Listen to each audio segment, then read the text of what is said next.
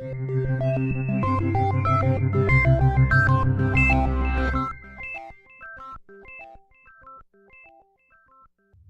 a team of archaeologists recently came across some 15,000-year-old human remains, they made an interesting discovery. The teeth of those ancient humans were riddled with holes. Their cavities were caused by the same thing that still plagues us today: specific tiny microbes that live in our mouths. These microbes are with us soon after birth. We typically pick them up as babies from our mother's mouths. And as our teeth erupt, they naturally begin to accumulate communities of bacteria. Depending on what we eat, and specifically how much sugar we consume, certain microbes can overpopulate and cause cavities.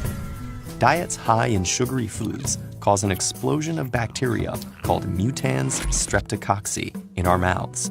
Like humans, these microorganisms love sugar, using it as a molecular building block and energy source. As they consume it, the bacteria generate byproducts in the form of acids, such as lactic acid. The mutans streptococci are resistant to this acid, but unfortunately, our teeth aren't. While each human tooth is coated in a hardy, protective layer of enamel, it's no match for acid. That degrades the armor over time, leaching away its calcium minerals. Gradually, acid wears down a pathway for bacteria into the tooth's secondary layer called the dentin. Since blood vessels and nerves in our teeth are enclosed deep within, at this stage, the expanding cavity doesn't hurt. But if the damage extends beyond the dentin, the bacterial invasion progresses, causing excruciating pain as the nerves become exposed. Without treatment, the whole tooth may become infected and require removal, all due to those sugar-loving bacteria. The more sugar our food contains, the more our teeth are put at risk. Those cavemen would hardly have indulged in sugary treats, however. So what caused their cavities? In meat-heavy diets, there would have been a low risk of cavities developing because lean meat contains very little sugar. But that's not all our early human ancestors ate. Cavemen would also have consumed root vegetables, nuts, and grains, all of which contain carbohydrates.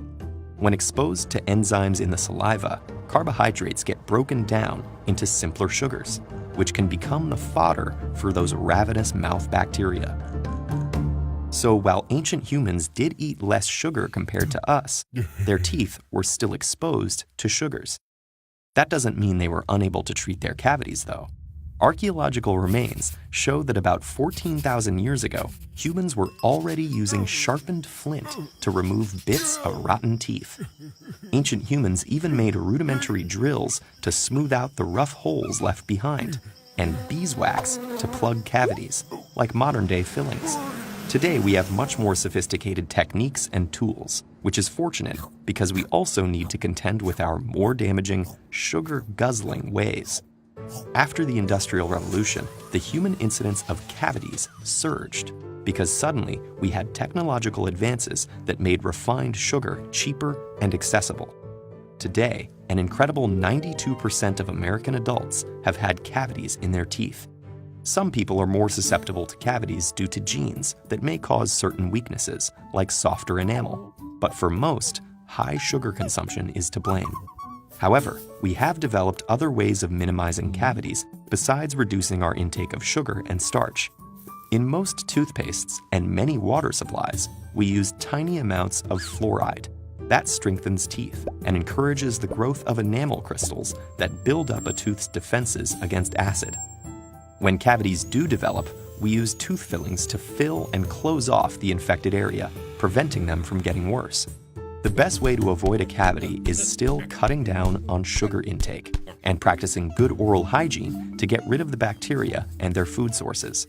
That includes regular toothbrushing, flossing, and avoiding sugary, starchy, and sticky foods that cling to your teeth between meals.